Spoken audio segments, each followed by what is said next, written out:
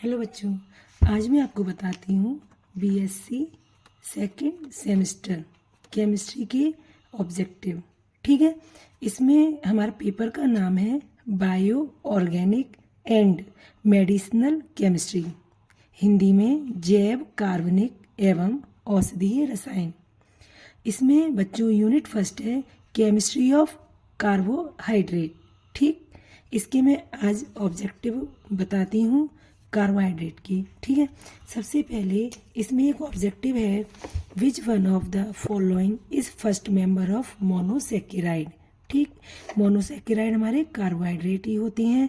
तो इसमें एग्जांपल दिया है, ऑप्शन दिए हैं CH2OH, CO, CH2OH, CH2OH, CHOH, CHO, CH2OH, CHOH, CHOH, CHO, CH2OH, CHOH, CO, CH2OH।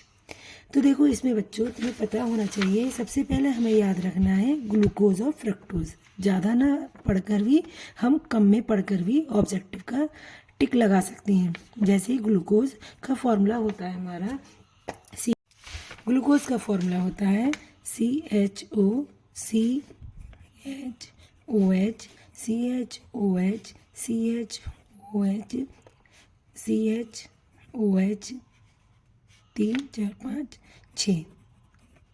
ये है हमारी ओपन संरचना। ठीक है, इसका फॉर्मूला C6H12O6। ये है हमारा ग्लूकोज। इसमें याद रखना है हमारा जो फंक्शनल ग्रुप होता है वो होता है CHO। इसी का दूसरा होता है एक फ्रक्टोज, फॉर्मूला सेम होता है C6H12O6, और फ्रक्टोज का फॉर्मूला होता है हमारा CH2OH, C=O, CHOH, CHOH, CHOH, CH2OH। 1 2 3 4 5 6, 1 2 3 4 5 6। ठीक, इसका नाम है हमारा फ्रक्टोज।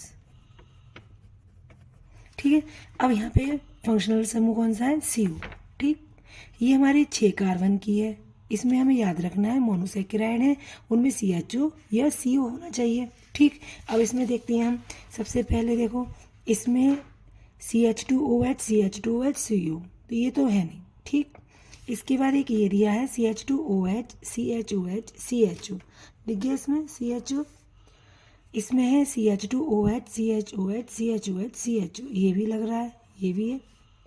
एक है CH2OH, CHOH, CO, CH2OH, इसमें भी फंक्शनल समूह है हमारा CO। तो हम तीन, ये तो है नहीं हमारा। ठीक, ये हो सकता है, ये हो सकता है, ये हो सकता है, लेकिन इसने आगे बोला फर्स्ट मेंबर, पहला मेंबर। तो पहला मेंबर क्या होगा? जिसमें कार्बन की संख्या क्या होगी? कम होगी। अब देख लो इसमें कितने कार्बन है? 1 2 3। इसमें 1 2 3 4, 1 2 3 4। तो सबसे कम कार्बन कौन से हमारे? इसमें। इसीलिए इसका आंसर कौन सा हो गया? बी हमारा। जिसने पूछा फर्स्ट मेंबर, फर्स्ट मेंबर हमारा कौन सा हो गया? बी। ठीक है, इसके बाद दूसरा ऑप्शन है maximum number of monosaccharide units present in oligosaccharide. Oligosaccharide जो होती हैं जल अपघटन पर मोनोसेकेराइड के 2 से 10 अणु देते हैं। तो 8 हैं, 15 हैं, 10 हैं, 40 हैं। तो इसका आंसर कौन सा हो जाएगा हमारा? 10। ठीक, which of the following is polysaccharide. इनमें से कौन पॉलीसेकेराइड है? ग्लूकोज, ये तो मोनोसेकेराइड है। ठीक, डेक्स्ट्रिन, जेंटिबायोज, जेंट्सबायोज, ऑल ऑफ दीज। ठीक, तो इसका कौन सा हो जाएगा हमारा? ऑल ऑफ दीज तो होगा नहीं क्योंकि ग्लूकोज है, इन दोनों में डाउट है, तो डेक्स्ट्रिन हमारा है। ठीक, इसके बाद है which one of the following is non reducing sugar. Most important question है ये वाला। नॉन रिड्यूसिंग शुगर कौन सी है? Glucose, arabinose, fructose, sucrose. तो इसे याद कर लेना बच्चों, इसका ऑप्शन है हमारा डी, सुक्रोज। ठीक, विच one of the following is reducing sugar. Reducing sugar में हमारी स्टार्च, पॉलीसेकेराइड है, सेल्यूलोज, ग्लाइकोजन, इनमें से कोई नहीं। इनमें कौन है? फ्रक्टोज हमारा, ये वाला। फ्रक्टोज और ग्लूकोज हमारे कौन से होते हैं? रिड्यूसिंग शुगर होती हैं। और नॉन रिड्यूसिंग में कौन आता है हमारा? Sucrose. Glucose exist in how many isomeric form.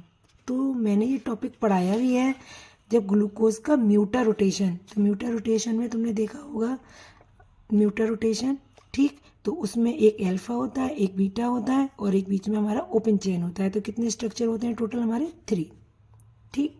इसके बाद है the most stable isomer of glucose, aldehyde form, keto form, alpha form, beta form. तो इसका आंसर है हमारा बीटा फॉर्म, ठीक है। नेक्स्ट ऑब्जेक्टिव है alpha D glucose and beta D glucose are anomers, 2 epimer, 3 epimers, enantiomer, ठीक। तो इसका मैं आंसर एक्सप्लेन करती हूँ। हमारा जो ग्लूकोज होता है क्लोज चेन में, बंद संरचना इसकी, सॉरी, क्लोज स्ट्रक्चर इसका ये होता है।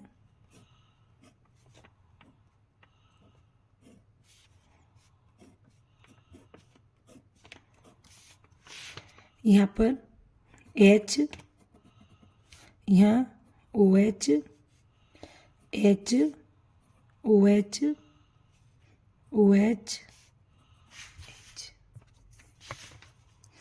OH, H, OH, CH2, OH और H, ठीक।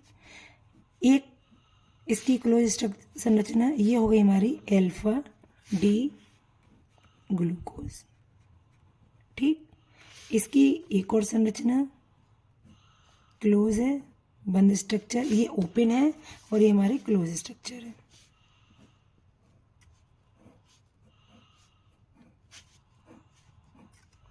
यहाँ पर हमारा OH, ये H, यहाँ H, यहाँ OH, यहाँ हमारा OH, यहाँ H, ये H, ये OH, CH2, OH, H, ये हमारी beta D glucose. Alpha D glucopyranose form होती है ये हमारा जो स्ट्रक्चर होता है ये पायरेनोज का होता है, पायरेनोज, ठीक। अब क्या होता है इसमें, अगर मैं नंबरिंग दूं तो 1 2 3 4 5 और एक 6 कार्बन एटम है, इसमें भी काउंट कर लो 1 2 3 4 5 और 6। तो तुम इसमें देख रहे हो कि इसमें C1 कार्बन एटम, इसमें H ऊपर OH नीचे, अर्थात C1 कार्बन एटम और C2 कार्बन एटम में दोनों OH समूह एक ही तल में होते हैं। ये बनी हमारी अल्फा डी ग्लूकोज। कौन सा carbon atom? First carbon atom. यहाँ भी फर्स्ट कार्बन एटम है लेकिन OH इसमें ऊपर है, इसमें OH इधर है, अर्थात C1 कार्बन एटम और C2 कार्बन एटम में OH जो समूह होते हैं वो डिफरेंट प्लेन में उपस्थित होते हैं, इसलिए ये बनती है हमारी बीटा डी ग्लूकोज। तो ये एक दूसरे की फॉर्म बनती है हमारी एनोमर। क्या बनती है हमारी? एनोमर। एनोमर फॉर्म क्यों? क्योंकि इसके C1 कार्बन एटम का विन्यास भिन्न है इसका इससे। तो अल्फा डी ग्लूकोज और बीटा डी ग्लूकोज में हम दोनों के हैं दोनों डी ग्लूकोज, लेकिन अल्फा में HOH, बीटा में OH का विन्यास भिन्न होता है। कौन से कार्बन एटम का? C1 कार्बन एटम का, इसीलिए ये क्या कहलाते हैं हमारे एनोमर। ठीक, तो इसका आंसर हमारा कौन सा हो जाएगा? ये वाला एनोमर।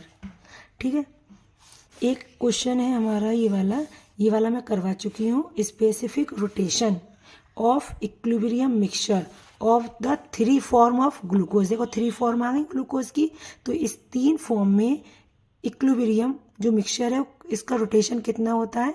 तो इसका कितना होता है था मैंने 52.5, ठीक है, डिग्री। इसके आगे का मैं कल एक्सप्लेन करूँगी। ये